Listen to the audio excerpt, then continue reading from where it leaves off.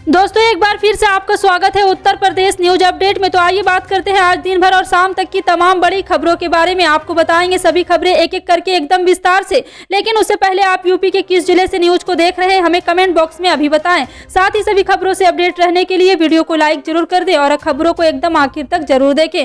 दोस्तों आज का लाइक टारगेट है 1000। आशा करते हैं आप इसे पूरा जरूर करेंगे। तो चलिए फिर फटाफट से लाइक करते हुए जान लेते हैं यूपी की 25 बड़ी खबरों को। आज से ठीक चौथे दिन उत्तर प्रदेश में विधानसभा चुनाव के पहले फेज की वोटिंग होनी है। इसको लेकर राजनीतिक दलों के बीच जुबानी जंग तेज होती जा रही है। एक दूसरे पर आरोप प्रत्यारोप का दौर भी जारी है। उत्तर प्रदेश विधानसभा चुनाव के लिए भाजपा आज घोषणा पत्र नहीं जारी करेगी। भारत रत्न लता मंगेशकर के निधन के बाद पार्टी ने यह फैसला लिया। पार्टी कार्यालय पर भाजपा नेताओं ने लता मंगेशकर को श्रद्धांजलि दी और इसके बाद के सारे कार्यक्रम स्थगित कर दिए। यूं तो भारतीय जनता पार्टी किसी भी राज्य में चुनाव से पहले मुख्यमंत्री पद के चेहरे का ऐलान नहीं करती है, लेकिन भाजपा यूपी की तरफ से किए गए एक ट्वीट से चर्चा शुरू हो गई है। कई राज्यों में देखा गया है कि चुनाव जीतने के बाद भी भाजपा ने मुख्यमंत्री को बदल दिया है, लेकिन यूपी में चुनाव से पहले एक ट्वीट ने सियासी हलचलें बढ़ा दी है। अभी तक चर्चा ये भी थी कि अगर भाजपा दोबारा सत्ता में आती है तो पार्टी के नेताओं विधायकों की नाराजगी दूर करने के लिए यूपी की कमान योगी आदित्यनाथ की जगह किसी और को दी जा सकती है। हालांकि अब यूपी भाजपा के एक ट्वीट ने नई चर्चा शुरू कर दी है। बीजेपी के राष्ट्रीय अध्यक्ष जेपी नड्डा आज नोएडा के सेक्टर 12 ब्लॉक पहुंचे, जहां उन्होंने डोर टू डोर कैंपेन कर बीजेपी के प्रत्याशी पंकज सिंह के लिए वोट मांगा। उन्होंने लोगों को पंपलेट देकर बीजेपी के पक्ष में वोट करने की अपील की। इस दौरान अपने नेता से मिलने कार्यकर्ता भारी तादाद में पहुंचे। हालांकि सुरक्षा से पुख्ता इंतजाम किए गए थे ताकि कानून व्यवस्था चुस्त और दुरुस्त रहे। नोएडा से बीजेपी के प्रत्याशी पंकज सिंह देश के रक्षा मंत्री राजनाथ सिंह के बेटे हैं और दूसरी बार नोएडा से विधानसभा चुनाव लड़ रहे हैं।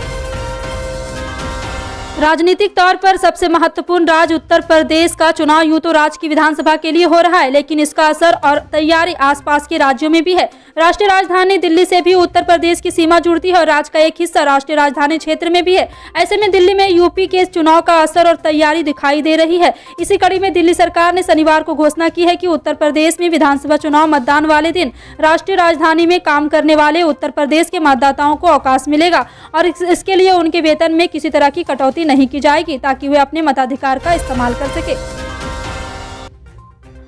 चुनाव आयोग के साथ उत्तर प्रदेश निर्वाचन आयोग प्रदेश में 10 फरवरी से होने वाले विधानसभा चुनाव 2022 को बेहद सतर्क और मुस्तैद भी है। कोरोना वायरस संक्रमण की तीसरी लहर के साथ ही मतदाताओं की सुरक्षा और संवेदनशील मतदान केंद्रों पर नजर रखने के लिए राज्य निर्वाचन आयोग ने 1 लाख पोलिंग बूथ पर कैमरे लगाए हैं। वेबकास्टिंग से इन सभी केंद्रों पर राज्य निर्वाचन आयोग की नजरें रहेगी। इस बार 1,74,351 पोलिंग बूथ बनाए गए हैं, जिससे कि कोरोना गाइडलाइन का पालन हो सके। उत्तर प्रदेश विधानसभा चुनाव 2022 का पहले चरण 10 फरवरी को है। इससे पहले फेज में आने वाले विधानसभा क्षेत्रों में दिव्यांग और बुजुर्ग वोटर ने घर बैठे ही मतदान कर दिया है। दरअसल हर जिले में 1 दर्जन या इससे ज्यादा टीमें तैनात की गई है, जिनके पास 2 दिन में यह वोटिंग अभियान पूरा करने की जिम्मेदारी है। विधानसभा सामान्य निर्वाचन 2022 के अंतर्गत दिव्यांग मतदाताओं और 80 साल की उम्र से ज्यादा वाले वोटर को मतदान की सुविधा उनके घरों पर उपलब्ध कराए जाने के चुनाव आयोग के निर्देशों के बाद बिजनौर, अलीगढ़, मुरादाबाद आदि जिलों में टीमों ने घर घर पहुंचकर बैलेट पेपर के जरिए नियमानुसार वोट कलेक्ट किए। यूपी के विधानसभा चुनाव 2022 में शनिवार को रिपब्लिकन पार्टी ऑफ इंडिया यानी कि आरपीआई ने अपनी स्थिति को स्पष्ट कर दिया है। केंद्र सरकार में सामाजिक न्याय एवं अधिकारिता राज्य मंत्री पार्टी के राष्ट्रीय अध्यक्ष रामदास अठावले लखनऊ में स्पष्ट कहा है कि अब उत्तर प्रदेश में उनकी पार्टी एक भी सीट पर चुनाव नहीं लड़ेगी। उनकी पार्टी भाजपा के लिए सभी सीटों पर प्रचार करेगी। रामदास अठावले शनिवार को लखनऊ में थे। इस दौरान उन्होंने मीडिया को संबोधित किया। उन्होंने कहा है कि हमने उत्तर प्रदेश विधानसभा चुनाव के लिए भाजपा के नेतृत्व से 5 सीटें मांगी थी। इसके लिए 50 लोगों ने चुनाव लड़ने के लिए आवेदन भी किया, लेकिन हमको भाजपा ने एक भी सीट नहीं दी। तो कोई बात नहीं, हमने आगे सरकार बनने पर सत्ता में भागीदारी देने के लिए पत्र भाजपा के राष्ट्रीय अध्यक्ष जेपी नड्डा को लिखा है। गोवा के मुख्यमंत्री प्रमोद सावंत ने कहा, आज गायिका लता मंगेशकर का निधन हुआ है, इसलिए गोवा में 2 दिन का मौन रखा गया है। राज्य के सभी कार्यक्रमों को भी रद्द कर दिया गया है। प्रधानमंत्री की जो वीडियो कॉन्फ्रेंसिंग के जरिए गोवा में होने वाली रैली थी, उसे भी रद्द कर दिया गया है। आज घोषणा पत्र भी जारी होना था, उसे भी रद्द कर दिया गया है। चुनाव क्षेत्र में होने वाले छोटे कार्यक्रम उन्हें भी श्रद्धांजलि देने के बाद जारी रहेगी। गोवा के लोगों की तरफ से लता मंगेशकर को श्रद्धांजलि अर्पित करता हूँ। उत्तर प्रदेश बीजेपी अध्यक्ष स्वतंत्र देव सिंह ने कहा है कि भारत रत्न लता मंगेशकर का आज निधन हो गया है। उनके जैसा व्यक्तित्व सादगी में एक बार आता है। इस दुखद समाचार के कारण आज घोषणा पत्र 2022 कार्यक्रम का स्थगन किया गया है। अगली तिथि की घोषणा जल्द की जाएगी। अन्य राजनीतिक कार्यक्रम यथावत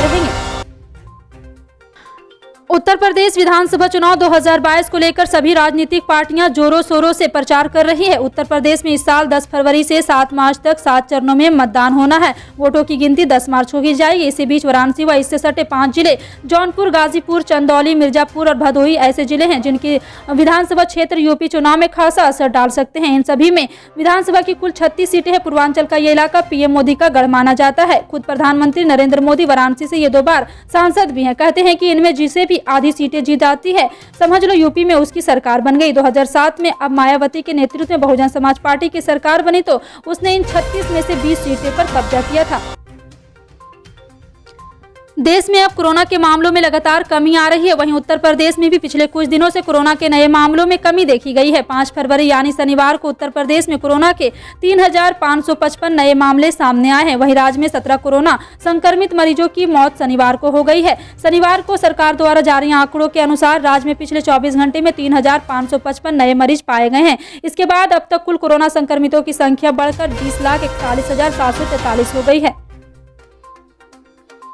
पहाड़ों पर बर्फबारी होने की वजह से उत्तर भारत के कई राज्यों में ठंड इजाफा हुआ है। भारतीय मौसम विभाग विज्ञान के अनुसार राजधानी दिल्ली समेत उत्तर भारत के कई इलाकों में अगले 2 दिन तक लोगों को भारी ठंड का सामना करना पड़ेगा। वहीं आगामी 3 दिनों तक घना कोहरा छाए रहने की संभावना जताई जा रही है। 8 फरवरी को दिल्ली समेत अन्य इलाकों में बारिश भी हो सकती है। शनिवार की सुबह दिल्ली के विभिन्न हिस्सों में सुबह घना कोहरा छाया रहा था और न्यूनतम तापमान सामान्य से 2 डिग्री कम 6.9 डिग्री सेल्सियस दर्ज किया गया था। रविवार को भी राष्ट्रीय राजधानी दिल्ली सुबह घने कोहरे के साथ शुरू हुई। आईएमडी का कहना है कि दोपहर में धूप कुछ राहत दे सकती है, लेकिन शाम होते होते ठंड फिर बढ़ेगी। 15 फरवरी तक ठंड से राहत मिलने जा रही है। प्रदेश में विधानसभा चुनाव के लिए बिगुल बज चुका है। महंगाई, विकास, कानून व्यवस्था, रोजगार जैसे ऐसे कई मुद्दे हैं जिन पर जनता वोट की तैयारी में है। शनिवार को सुंदरपुर स्थित ब्रिज इनक्लेव कॉलोनी स्थित पार्क में आयोजित वोटर अड्डा में कॉलोनी वासियों ने कहा है कि बढ़ती महंगाई आम आदमी पार्टी के लिए चिंता का विषय बनी हुई है। इसके साथ ही खराब सड़कें, बिजली, पानी और विकास कई ऐसे मुद्दों को लेकर भी सरकार को काम करने की जरूरत है। वोट करने के पहले हम जनप्रतिनिधि द्वारा कितने मुद्दों का निवारण किया गया है उसका आकलन करने के बाद ही अपना वोट देंगे।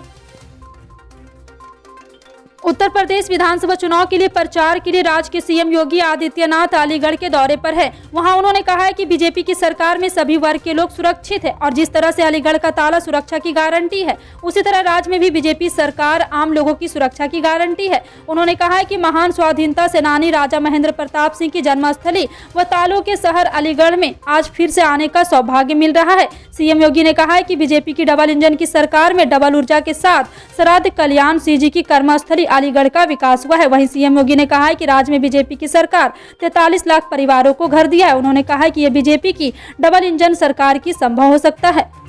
इसी के साथ दोस्तों आज के यूपी की ताज़ा और बड़ी खबरों में अब तक के लिए इतना ही। अभी तक वीडियो को लाइक नहीं किए हैं तो लाइक करें और वीडियो को ज़्यादा से ज़्यादा लोगों में शेयर करें।